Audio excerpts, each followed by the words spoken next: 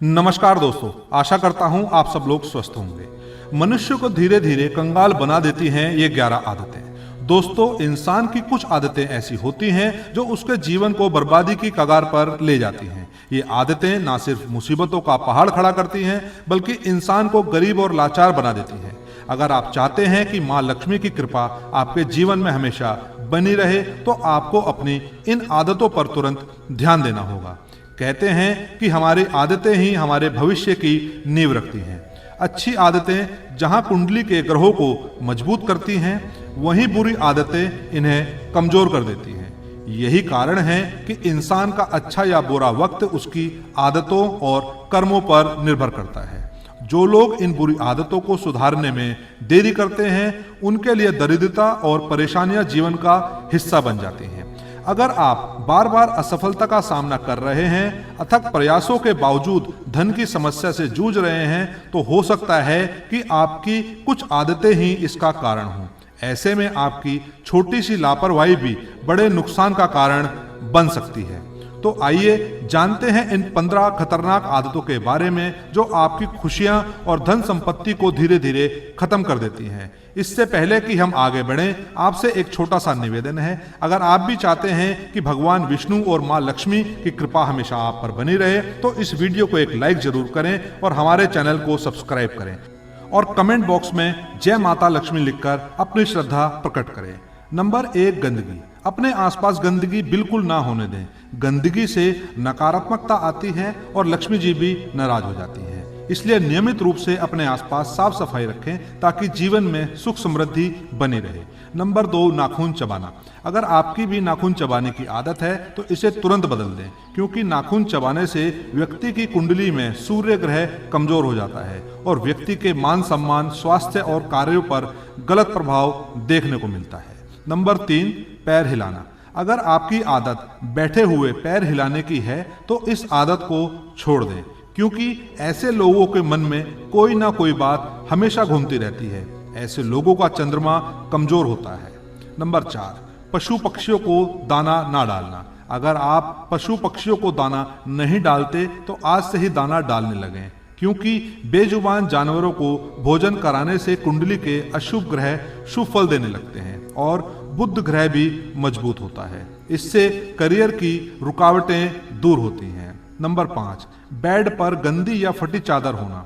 Bed पर गंदी या फटी चादर होने का सिर्फ स्वास्थ्य पर नहीं बल्कि वास्तुशास्त्र के मुताबिक मनोबल और आर्थिक जीवन पर भी नकारात्मक प्रभाव पड़ता है। ऐसी चादर एक नकारात्मक वातावरण बनाती है। गंदा बिस्तर वास्तु दोष पैदा करता है जो आर्थिक समस्याओं को आमंत्रित कर सकता है। नंबर 6, छेद वाले अंडरगारमेंट्स पहनना।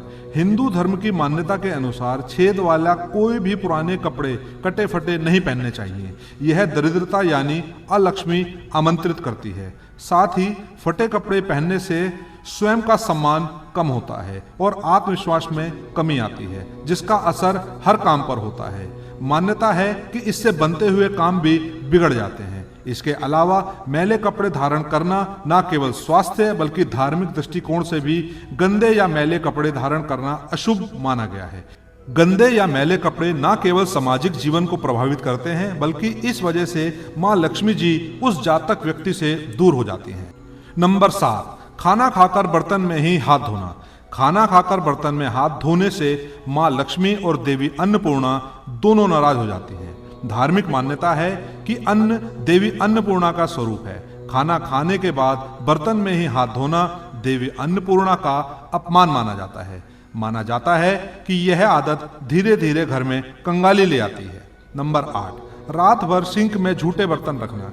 यह हिंदू धर्म की बड़ी प्रचलित मान्यता है कि रात भर झूठे बर्तन सिंक में रखने से माँ लक्ष्मी नाराज होती है और घर में धन की कमी होने लगती है। कहते हैं कि बर्तन माँ लक्ष्मी का प्रतीक होता है, जिसे गंदा रखने से माँ लक्ष्मी नाराज होती है। इससे घर में धन की भीषण कमी हो सकती है।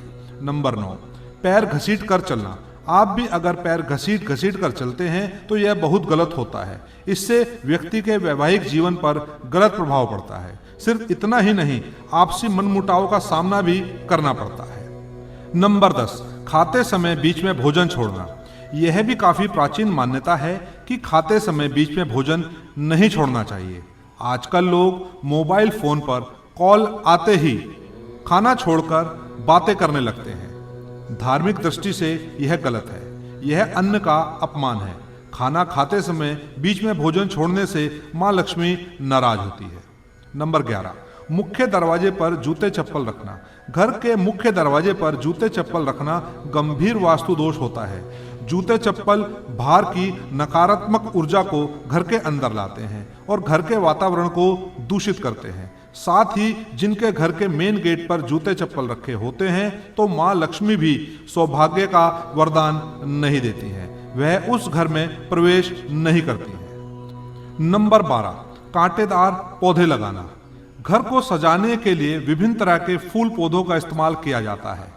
वास्तु के अनुसार घर में हरियाली रखना सकारात्मक ऊर्जा बढ़ाता है, लेकिन इस बात का ध्यान रखें कि घर के अंदर कभी भी कांटेदार पौधे नहीं लगाने चाहिए, क्योंकि कांटेदार पौधे लगाने से घर में नकारात्मक ऊर्जा बढ़ती है, जिससे आर्थिक स्थिति पर बुरा असर पड़ता है। नंबर 13, गलत जगह झाड़ू का रखना। घर में मौजूद झाड़ू में मां लक्ष्मी का वास होता है। माना जाता है कि धन वैभव के लिए झाड़ू विशेष भूमिका निभाती है, इसलिए झाड़ू को कभी किसी की नजरों के सामने ना पड़ने दें।